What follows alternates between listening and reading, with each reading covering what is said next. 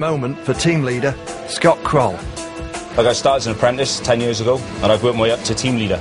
But I mean, even as a team leader now, the amount of knowledge and experience we need to learn is just incredible. And I think that's what keeps me going.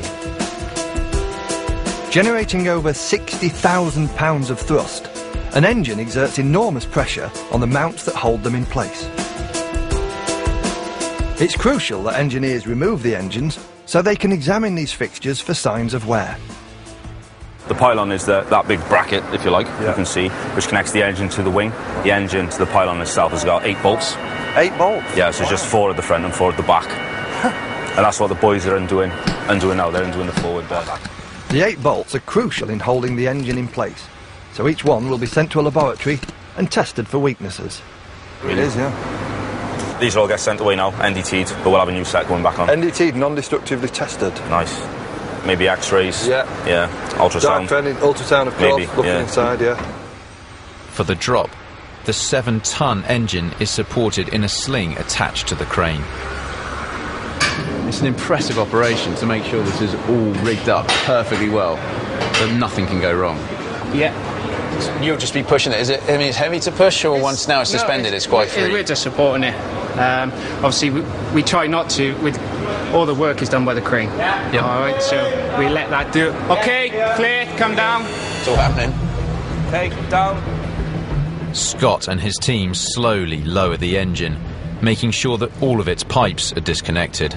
To be honest, it seems like the tension is being transferred from the crane into the engineers here. You can see them all getting more and more focused as it slackens off.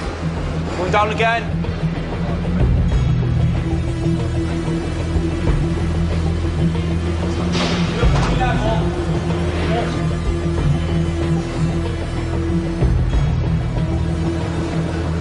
I don't think even steel toe caps would withstand the force of one of these coming down. Looking pretty good. We're almost there. Yeah, it's in. It's in? Yeah, we're good. And that, ladies and gentlemen, is a wrap. So at the end of the day, Scott, when you go home, you still got that job satisfaction with you? Oh, definitely. I mean, you know, every day I go home and I see my little girl and she says, Daddy, how did your day in work go today? And I say, honey, today Daddy fitted an engine. Not just any engine, an RB211. Oh, here we go. Full-on impression now. Yeah. When turning, the big fan at the front sucks in air, which is then compressed, mixed with a mist of fuel, and ignited in a combustion chamber. This produces a huge, continuous blast of energy in the form of hot gases. These are directed out of the back of the engine, producing some of the engine's thrust. The energy from the combustion is also used to spin the front fan faster, sucking more air in. This air is directed around the outside of the core and forced out of the rear, producing the rest of the engine's thrust. The 24 precious titanium fan blades, which provide the lion's share of the aircraft's thrust, can now be removed and examined by Chris Thomas and his team for damage. Is it heavy? Can I have I mean, it's not inconsiderable weight, but it's lighter than I thought it would be. The titanium blades are hollow to save weight. So what exactly are you looking for when you're doing those inspections? Okay, when I inspect the blade, I inspect the surface of the blade, the leading and trailing edge of the blade for any erosion damage, okay, any chips or dents, yep, and corners missing, and any impact damage you can get on the surface of the blade. Blades can be damaged by hail or bird strikes. All the blades have got, on the blade root here, you can see all the markings on the blade roots. Yeah. Each blade is serialised, and they're put in a specific location to balance the hub. So much like on a car wheel, say, when you've had something done with your car wheel, it needs to be balanced, so when it's going around a high speed, it's not causing a load of vibration. So if you've had to do some work on one blade, you might have to rebalance the whole thing, not just that blade. That's right, yeah. Wow.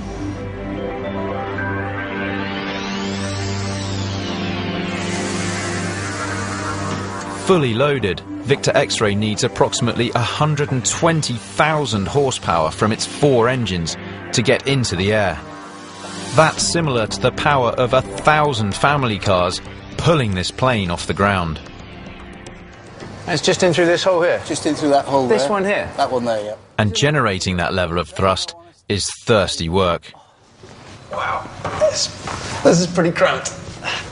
I'm crawling up into the bowels of the 747 with engineer Phil Taylor. He will spend over 2 weeks looking for leaks inside the aircraft's labyrinth of fuel tanks.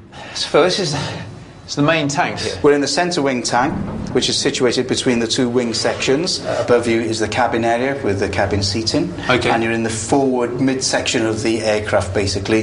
It holds 65,000 litres. 65,000 litres? Certainly. And is that all in this bit here? No, this is one compartment of 6 compartments going towards the rear of the aircraft. But there's more than one tank on a plane? There's 8 in all. So how much fuel are you looking at there across all of it? The fuel quantity for the whole aircraft is 216,000 litres. Well, that is massive. I mean, your average size car is what?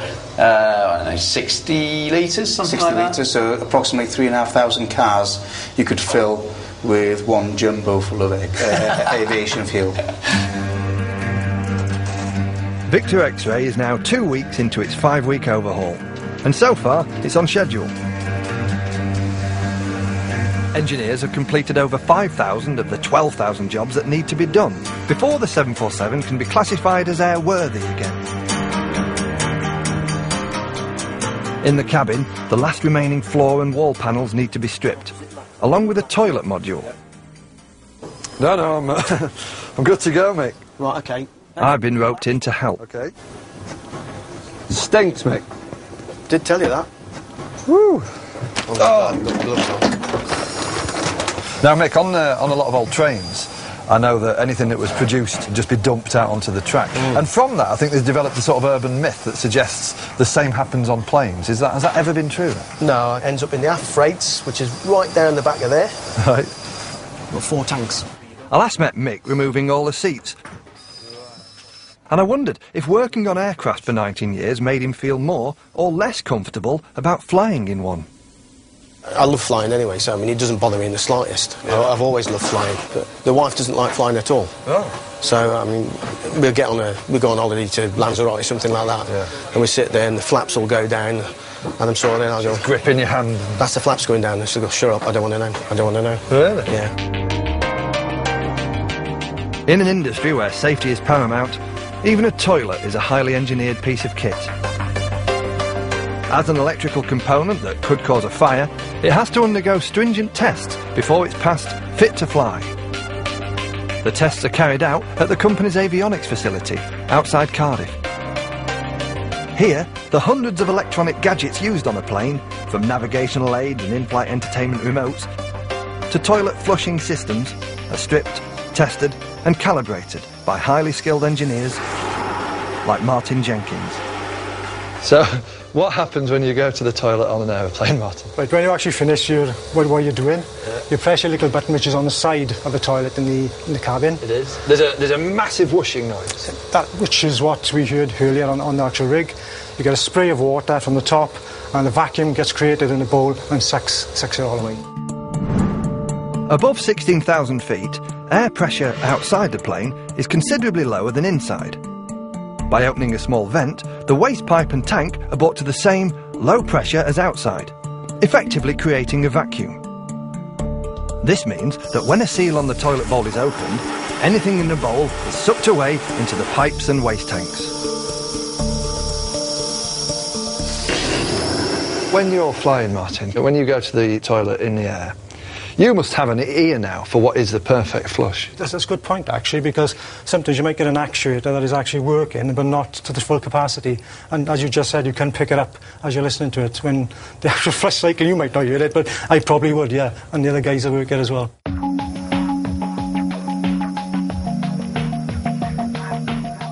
Although it might seem over the top, this level of testing's not without good reason.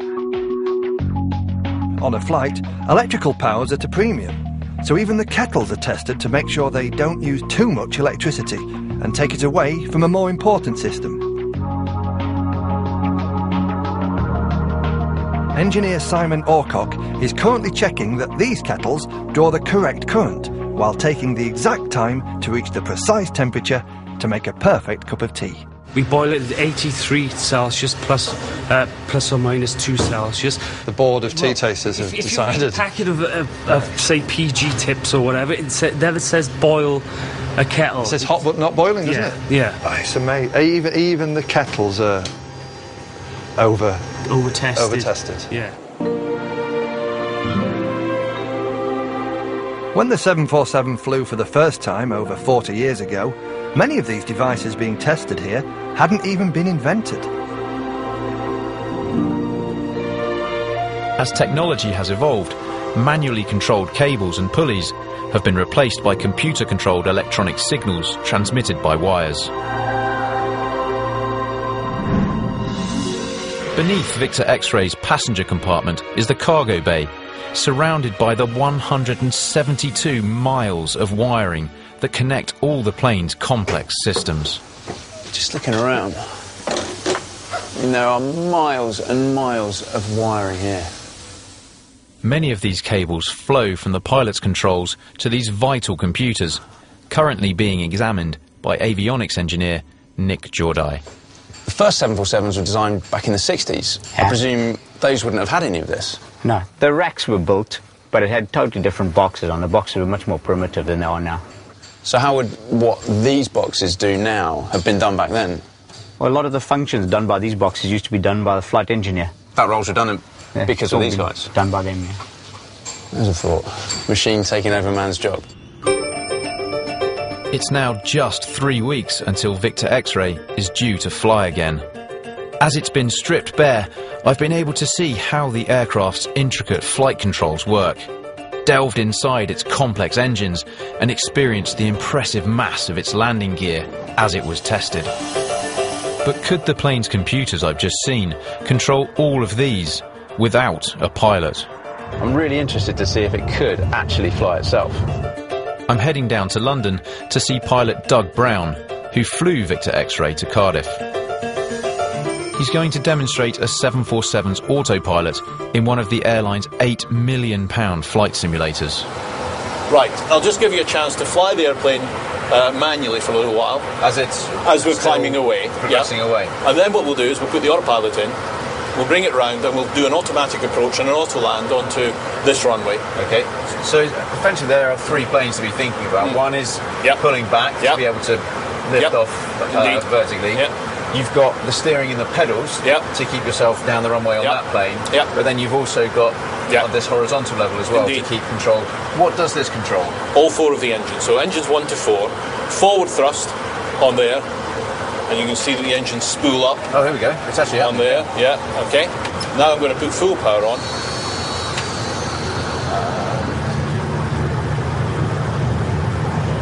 Now we're coming up towards the speed I'm going to ask you to pull back at. Oh, really? Oh, there we go. And rotate. So back on the control column. Don't turn the stick while you're rotating. Keep it in the middle.